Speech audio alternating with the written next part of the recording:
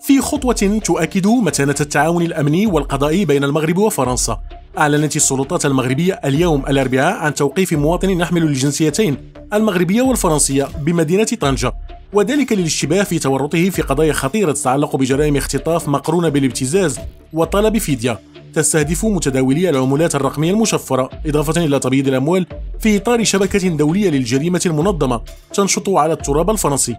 وقد أشاد وزير العدل الفرنسي جيرالد دارمانان في تغريدة نشرها على منصة إكس بهذا التوقيف، معربا عن شكره الصادق للمغرب على هذا التعاون الذي يعكس مدى التميز في العلاقات القضائية بين البلدين، وخاصة في مجال مكافحة الجريمة المنظمة. عملية التوقيف جاءت نتيجة لتنسيق محكم بين الفرقة الوطنية للشرطة القضائية ومصالح المديرية العامة لمراقبة التراب الوطني، وذلك استنادا إلى ملف شكوى رسمي توصلت به السلطات المغربية من نظيرتها الفرنسية، يتضمن تفاصيل دقيقة حول الأفعال الإجرامية المنسوبة للمشتبه فيه البالغ من العمر 25 سنة.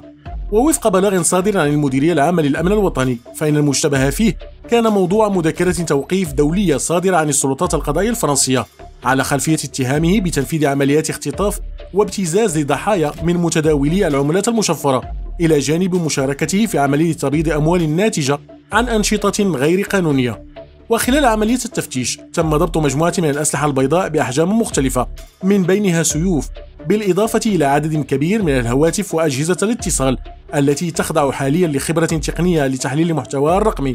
كما تم حجز مبلغ مالي يشبه في ارتباطه بالأنشطة الإجرامية موضوع التحقيق.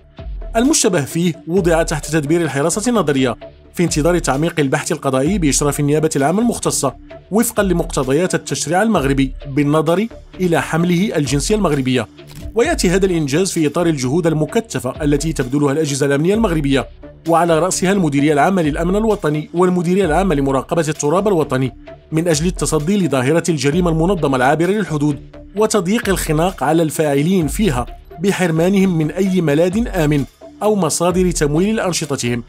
وتبرز هذه العملية الأمنية الناجحة أهمية التعاون الدولي في مواجهة التحديات الأمنية المعقدة، خاصة في ظل تطور أساليب الجريمة المنظمة التي تستغل التكنولوجيا والعولمة. كما تؤكد على الدور الفعال للمغرب كشريك استراتيجي في مكافحة الإجرام الدولي، مما يعزز الثقة بين الدول في المجال القضائي والأمني، ويبقى التنسيق المستمر بين الدول عاملا حاسما لضمان أمن المواطنين ومحاربة الشبكات الإجرامية بكفاءة.